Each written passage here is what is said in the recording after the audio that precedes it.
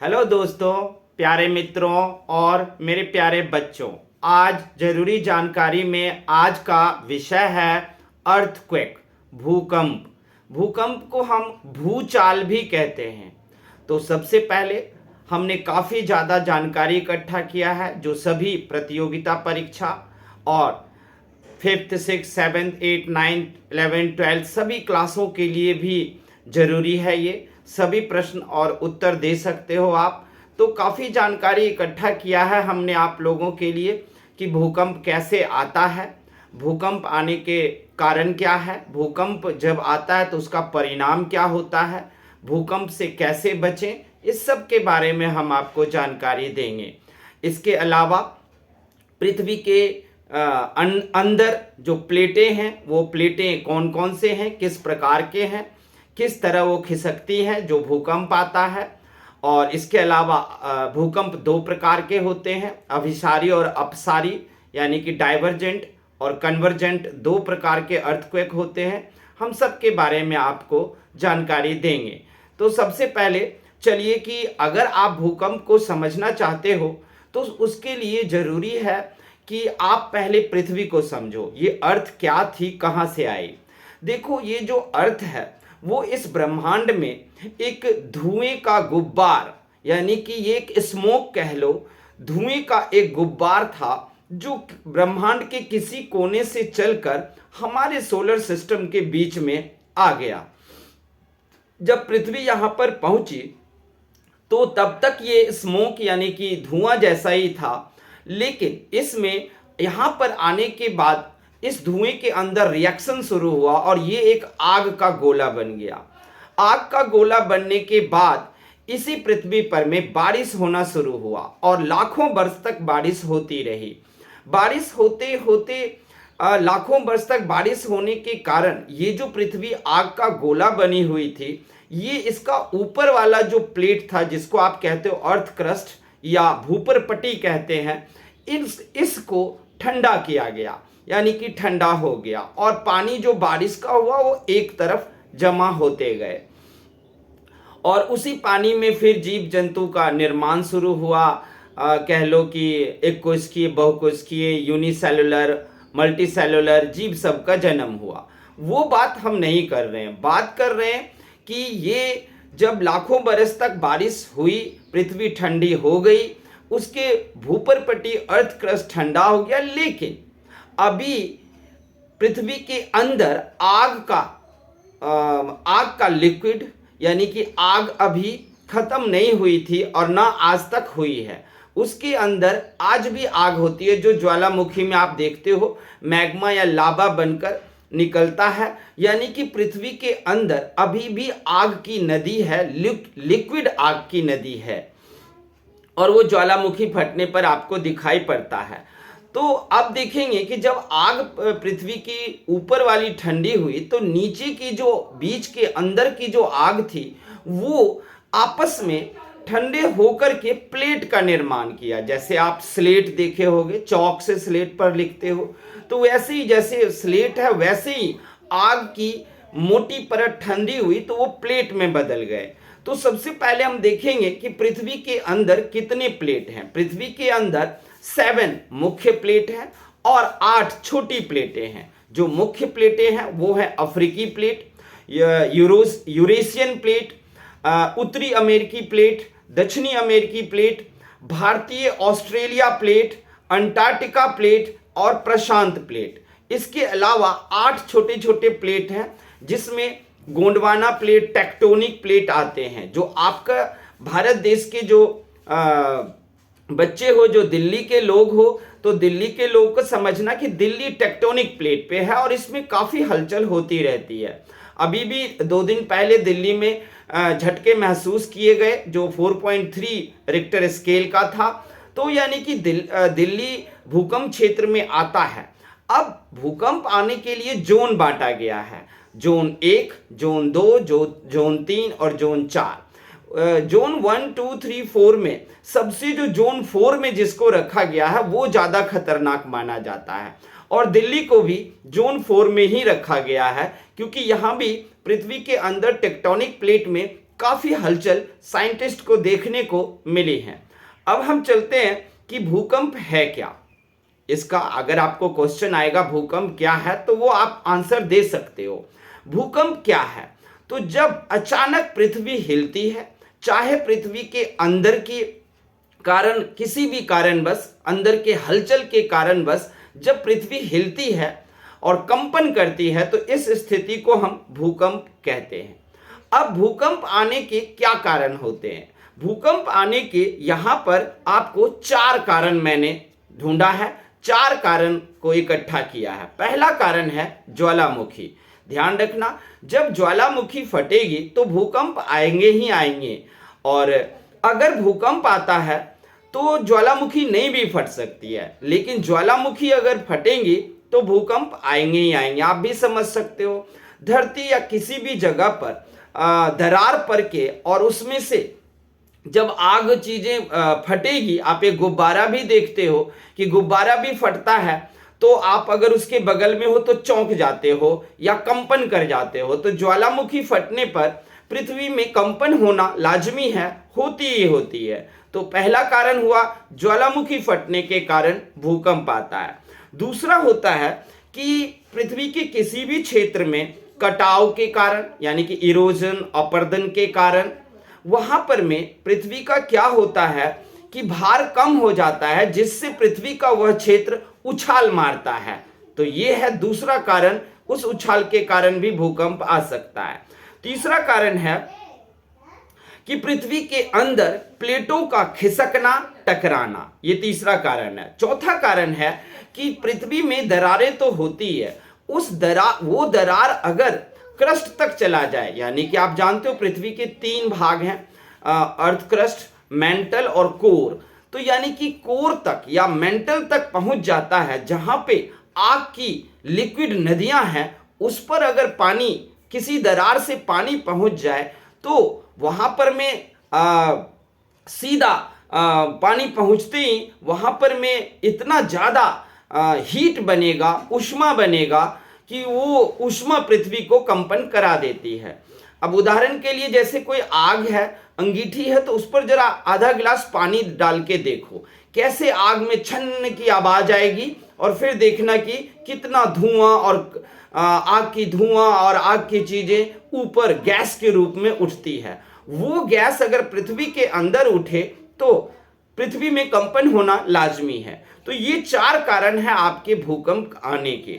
अब देखते हैं, जब भूकंप आते हैं तो इसका परिणाम क्या होता है। भूकंप आने के परिणाम आप सबको पता है कि भूकंप आने पर जान माल की हानि होती है, हजारों लाखों लोग मारे जाते हैं, जीव जंतु से लेकर कई और सभी जीवों को हानि पहुंचता है, पृथ्वी में दरारें पड़ती है, बिल्डिंगें गिर जाती हैं और हजारों लाखों लोगों की मौत हो जाती है।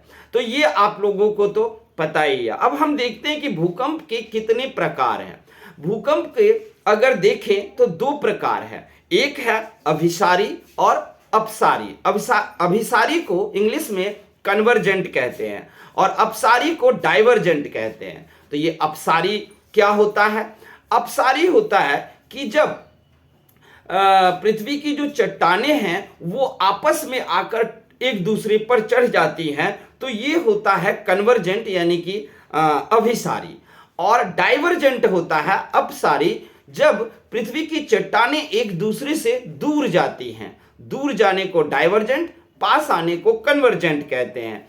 तो इस कारण भी होता है। अब ये प्लेटें आपस में क्यों खिसकती हैं, तो इसका मुख्य कारण किसी को नहीं पता कि ये प्लेटें क्यों खिसकती हैं। प्लेटें खिसकती हैं तो हम कुछ अंदाजा लगा सकते हैं। पृथ्वी के अंदर बहुत ही आग, लिक्विड आग की नदी है, पृथ्वी के अंदर बहुत ज़्यादा हीट है।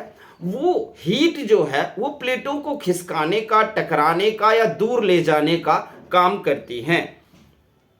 अब हम देखेंगे कि सबसे ज़्यादा भूकंप जो है वो किस क्षेत्र में आता है। तो भूकंप आने के सबसे बड़ा क्षेत्र है प्रशांत महासागर और उसकी तटीय इलाका। प्रशांत महासागर तथा तटीय इलाके में 80%, दुनिया के 80% भूकंप यहीं आते हैं, यहीं पर अर्थक्वेक आते हैं। हाल के जो स्टडी हुआ है उसके अनुसार सबसे बड़ा क्षेत्र भूकंप का कौन सा है?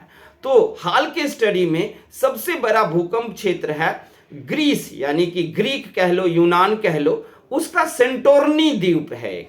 सेंटोर्नी द्वीप पर में पिछले 2 हफ्तों में 8000 भूकंप के झटके महसूस किए, सिर्फ 2 हफ्ते में 8000। यानी कि इस वक्त भूकंप का सबसे बड़ा क्षेत्र जो है वो ग्रीस का सेंटोर्नी द्वीप है, सेंटोर्नी आइलैंड है, जहां पर में 8000 भूकंप के झटके 2 वीक में महसूस किए गए हैं, 2 हफ्ते में। तो आपने देख लिया कि अभी तो सेंटोर्नी है, लेकिन पूरे पृथ्वी पर सबसे बड़ा भूकंप का अगर क्षेत्र मानोगे तो वो है प्रशांत महासागर। अब हम देखते हैं कि जान माल की हानि होती है जब भूकंप आता है। अब भूकंप को क्या हम भविष्यवाणी कर सकते हैं? नहीं जी, भूकंप का हम किसी भी तरह की भविष्यवाणी नहीं कर सकते कि ये कब आएगा, नहीं आएगा, ऐसा कोई भी यंत्र हम नहीं बना सके हैं। हाँ, भूकंप मापने के लिए यंत्र जरूर बनाए हैं। भूकंप मापने के यंत्र को सिस्मोग्राफ कहा जाता है, और भूकंप मापने का जो स्केल है, जो मेजरमेंट है, उसको रिक्टर स्केल कहते हैं। जैसे आप लोग कपड़े को मीटर में मापते हो, या फिर दूध को लीटर में, और अन्न अनाज को किलोग्राम में, वैसे ही भूकंप को मेजर करने के लिए जो यूनिट तय किया गया है वो है रिक्टर स्केल। यानी कि आपने देखा होगा 4.2, 9.3 स्केल का आया, तो 9.3 स्केल के भूकंप को हम क्या कहेंगे? 9.3 रिक्टर स्केल कहेंगे।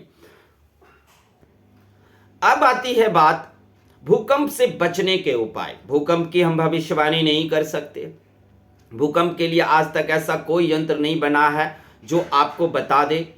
तो इससे हम बचे कैसे?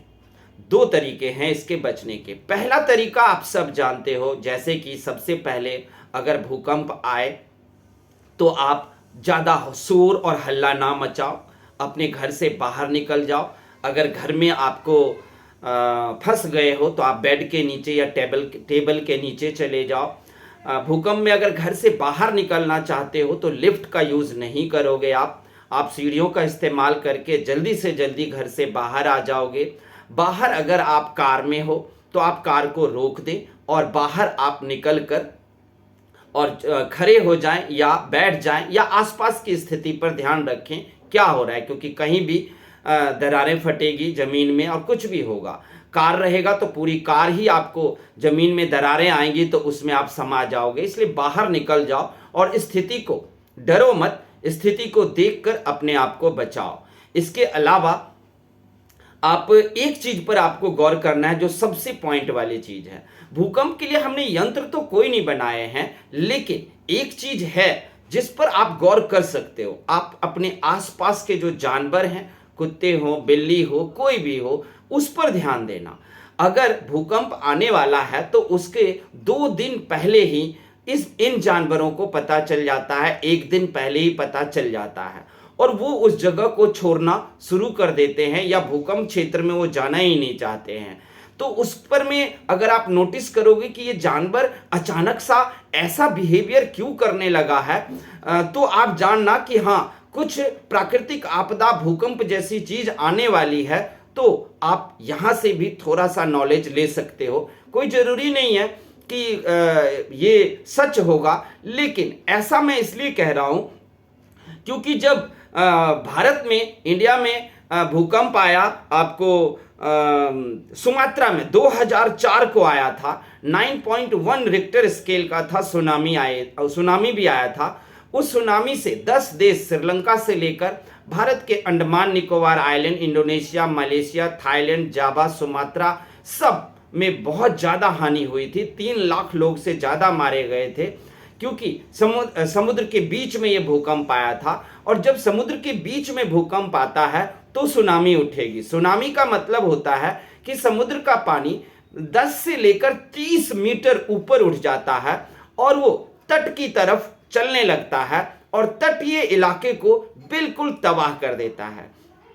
तो जब 2004 में जो भूकंप आया, सुनामी आया, उसमें श्रीलंका या अन्य जगहों पर देखा गया कि उनके जो चिड़ियाघर थे उसमें जानवरों की ज़्यादा मौत नहीं हुई थी, क्योंकि वो सब 1-2 दिन पहले ही उन्हें पता चल गया था और वो भागने में सफल हुए थे।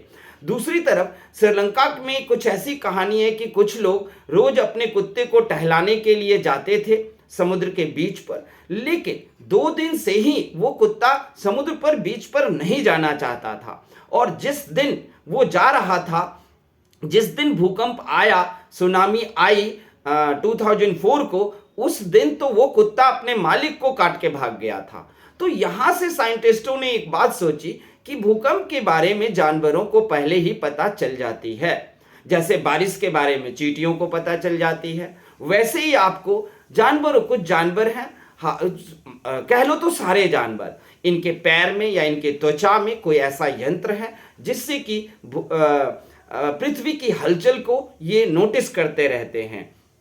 तो इस तरीके से आप बच सकते हो। अब बारी आई दुनिया के टॉप 10 भूकंप।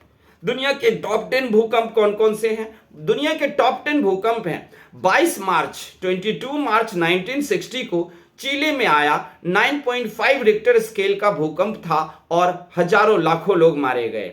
27 मार्च 1964 को अलास्का में भूकंप आया और वो 9.2 का था। अलास्का में ज्यादा लोग रहते नहीं है, फिर भी हजारों लोग मारे गए थे।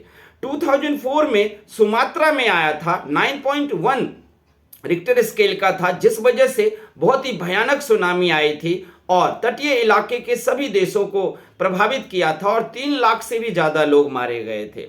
11 मार्च 2011 को जापान में आया भूकंप, 9.1 रिक्टर स्केल का था, बहुत तबाही मचाई, लाखों लोग मारे गए। 4 नवंबर 1952 को रूस में आया, 9.0 रिक्टर स्केल का था, हजारों लोग मारे गए। 27 फरवरी 2010 को चिली में आया, 8.8 रिक्टर स्केल का था, हजारों लोग मारे गए। 31 जनवरी 1966 को इक्वाडोर में आया, 8.8 रिक्टर स्केल का ये भूकंप था, हजारों लोग मारे गए। 4 फरवरी 1965 को फिर से अलास्का में आया, 8.7 रिक्टर स्केल का था ये और सुनामी लाया था। 15 अगस्त 1950 को तिब्बत में आया, 8.6 रिक्टर स्केल का था भूकंप और हजारों लोग मारे गए। 11 अप्रैल 2012 को सुमात्रा में फिर से आए और 8.6 रिक्टर स्केल का ये भूकंप था, हजारों लोग मारे गए। अब हम देखते हैं अपने इंडिया में। इंडिया में कौन से टॉप भूकंप आए थे? तो हम टॉप 5-6 भूकंप के बारे में आपको हम बता सकते हैं जो इंडिया में आया। 1819 को कच्छ में 8.3 रिक्टर स्केल का भूकंप आया था, हजारों लाखों लोग मारे गए थे। 1897 को इंडिया में असम में आया था, 8.4 रिक्टर स्केल का था, हजारों लोग मारे गए। 1934 में बिहार, नेपाल और बंगाल में भूकंप आया था, 8.4 रिक्टर स्केल का था, हजारों लाखों लोग मारे गए। 1967 में कोयना में आया और 6.45 रिक्टर स्केल का था, फिर भी हजारों लोग मारे गए। 2001 को भुज में आया जो 7.7 रिक्टर स्केल का था, हजारों लोग नहीं बल्कि लाखों लोग मारे गए थे। और उस दिन हमें याद है कि हमारे प्रधानमंत्री जो है वो लाल किला पर भाषण छोड़ करके और तुरंत दौड़े थे कि भुज में जो भूकंप आया है उनको मदद पहुंचाया जाए। 2005 में कश्मीर में आया, 8.1 रिक्टर स्केल का ये भूकंप था। तो ये सबसे बड़े भूकंप क्षेत्र हैं और सबसे बड़े भूकंप इंडिया के टॉप भूकंप के बारे में मैंने आपको बताया। देखो, मैंने सब कुछ आपको जानकारी दे दिया है। भूकंप का कोई भविष्यवाणी नहीं होगी। भूकंप को आपको समझना होगा, उपाय सोचने होंगे। एक और बात है, हमेशा आप जो घर बनाओगे वो 90 डिग्री के एंगल पर घर बनाना, क्योंकि अमेरिका के कैलिफोर्निया में 9.0 रिक्टर स्केल का भूकंप आया, लेकिन हर एक घर वहां 90 डिग्री एंगल पर बनाया गया था, इसलिए मामूली सा 2-3 घरों में दरार ही आई।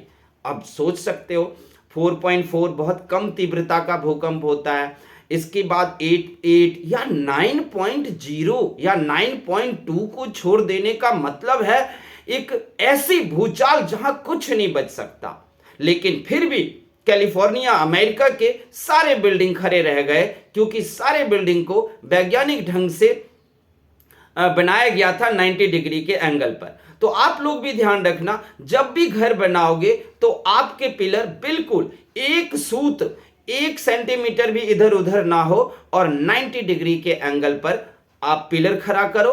90 डिग्री के एंगल पर घर बनाओ तो आपको भूकंप नहीं बिगाड़ेगा।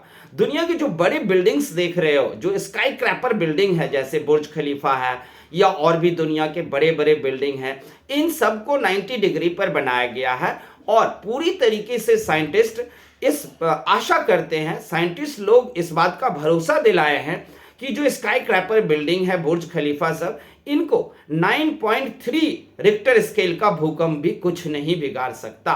देखो, एक और बात है कि भूकंप जो है वो अगर 4.3 का हो वो भी बिगाड़ सकता है, लेकिन डिपेंड करता है कि भूकंप कितने देर तक रहे।